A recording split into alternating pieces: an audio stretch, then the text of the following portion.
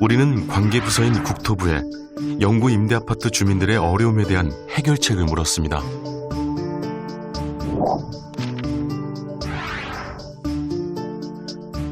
국토부의 현실 인식은 우리가 바라본 것과는 상당한 온도차가 있어 보이는데요.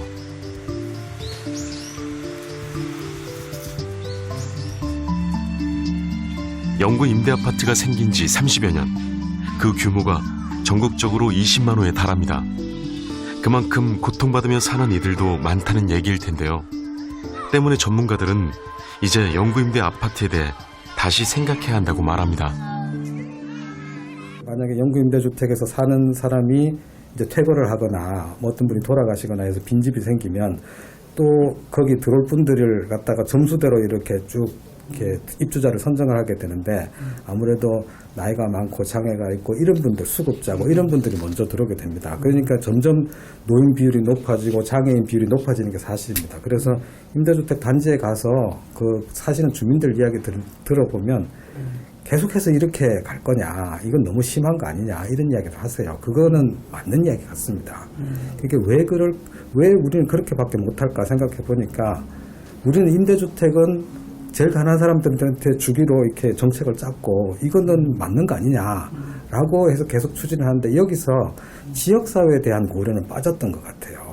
이게 도대체 어떤 지역사회를 만들었는지, 어떤 좋은 지역사회를 만들기 위해서 어떤 정책을 해야 되는지 이런 고려가 사실 임대주택 정책안에는 좀 빠지다 보니까 이게 계속해서 그런 상태로 가고 있는데 제 생각엔 현재 영구 임대주택 이런 가난한 사람들의 비율이 조금 어떤 지역사회가 건강하게 유지되기에는 조금 많다.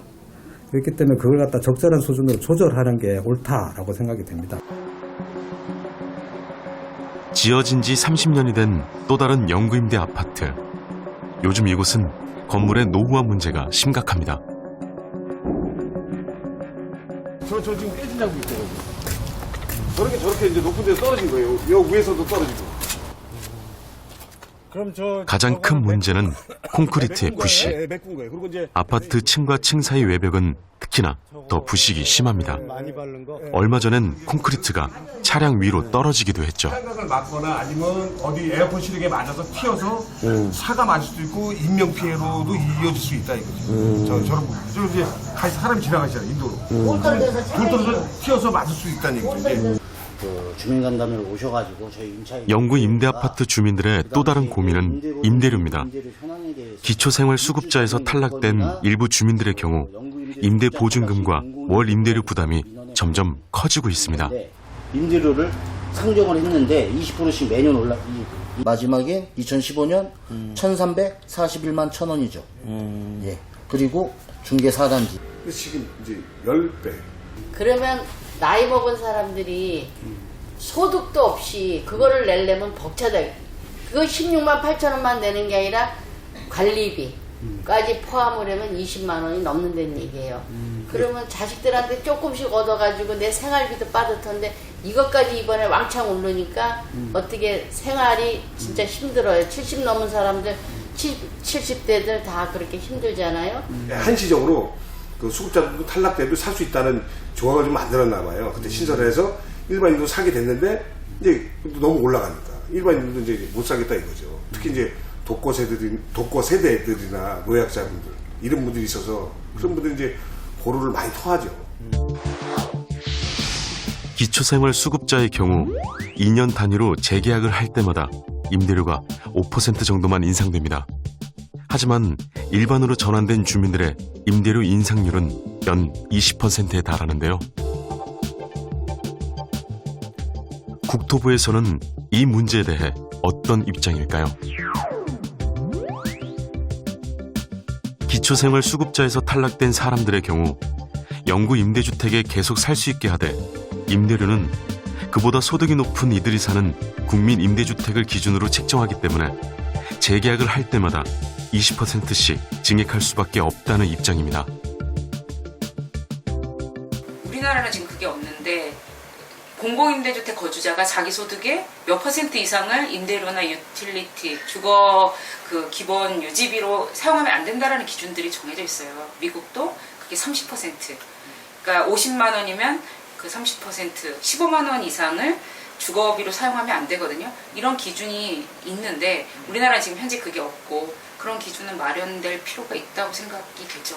전통적으로 임대주택은 그 들어가는 사는 사람이 소득이 얼마냐를 고려를 해야 된다라는 게 사실은 그 임대주택 정책 교과서 같은데 이야기 되는 것들입니다. 근데 그런 임대료 체계는 아직까지 우리는 안 갖추고 있죠. 그래서 사실 만약에 임대료 체계를 갖다 바꾼다면 이 부담 능력을 고려한 임대료 체계를 다시 만드는 것이 합리적이지 않은가 이런 의견들이 있습니다. 저도 그게 장기적으로는 옳은 방향이라고 생각을 하고요.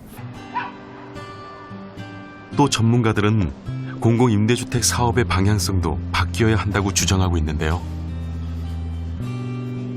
그 대안으로 주목받고 있는 곳이 바로 노인 전용 공공임대아파트입니다. 평생 폐지를 주우며 생계를 이어온 박창래 씨는 늘 따뜻한 방 한 칸이 그리웠습니다.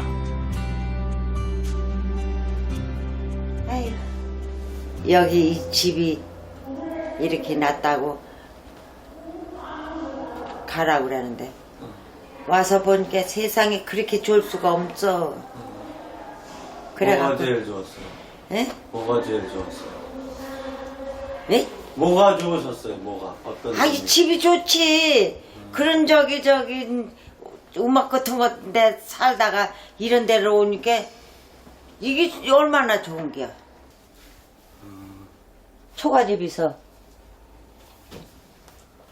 조가집에서 아저씨랑 이렇게 사신 거예요? 저기서? 네. 이제 난구해다가 고쿠라게 불 떼고 이렇게 했어. 할머니는 나이 52에 우리 할아버지 남편과 사별하고 홀로 아들을 키웠습니다. 손자 본 거예요. 울기도 많이 울고 만날 그랬어. 애는 울으면 덩어리 짊어지고 댕기면 그런 거 주워다가 팔고 이렇게 하면 이제 애 우유 사 먹이고. 아픈 옛 기억이 추억이 될 수 있도록 편안한 노후를 만들어주고 있는 노인 전용 임대아파트. 쾌적하고 임대료도 저렴합니다.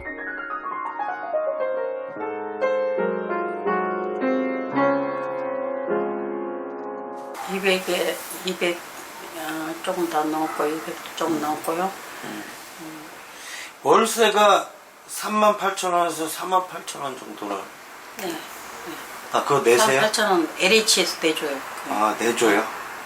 그거는 수급자만 내주는 예, 거죠? 예, 그럼 여기 수급자 아니신 분들도 있는 건가요? 예, 그 사람들은 조금 더 돈을 더 내기 때문에 여기서 이제 두 사람씩 잘라져가지고 이익이 말동무라 그래가지고 한 달에 27만 원씩 그 사람들은 한 사람께 그렇게 주니까 그걸로 해서 대체할 수 있죠. 우리 많이 쳤네. 이 아파트의 또 다른 자랑거리는 노인들이 소일거리를 하는데 부족함이 없다는 점입니다. 옥상에선 텃밭도 가꿀 수 있고요. 아파트 안에 들어선 복지관에서는 생활의 애로사항을 상담해주고 다양한 여가 활동 프로그램도 운영합니다. 시작하는 것도 좋고 자가 뒤에 끝나는 것도 좋아요. 이게 이응을 쓰시는데 박창래 할머니는 요즘 학구열을 불태우고 있는데요. 그 외에도 바둑, 탁구 등 여러 가지 취미 활동이 가능합니다. 영구임대 때도 그렇고 국민임대 때도 그렇고 물량 계획을 가지고 출발했어요. 영구임대주택은 당시에 25만 원 건설 계획, 국민임대주택은 100만 원 건설 계획.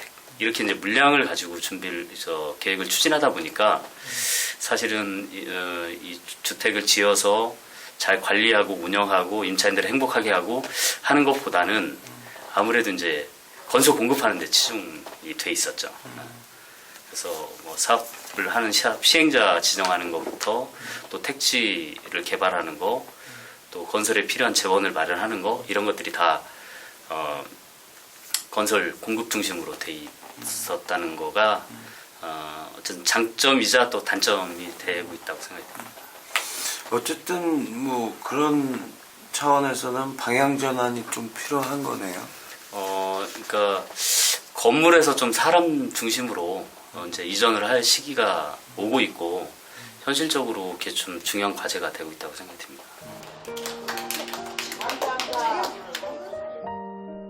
어떤 사람들에겐 공공임대주택이 분명 삶의 든든한 버팀목이었을 겁니다. 하지만 공공임대주택은 아직 갈 길이 멉니다. 임대주택이 좀 더 많은 사람들에게 행복했던 삶의 기억으로 남게 될 때 비로소 임대주택의 미래도 밝아지지 않을까요?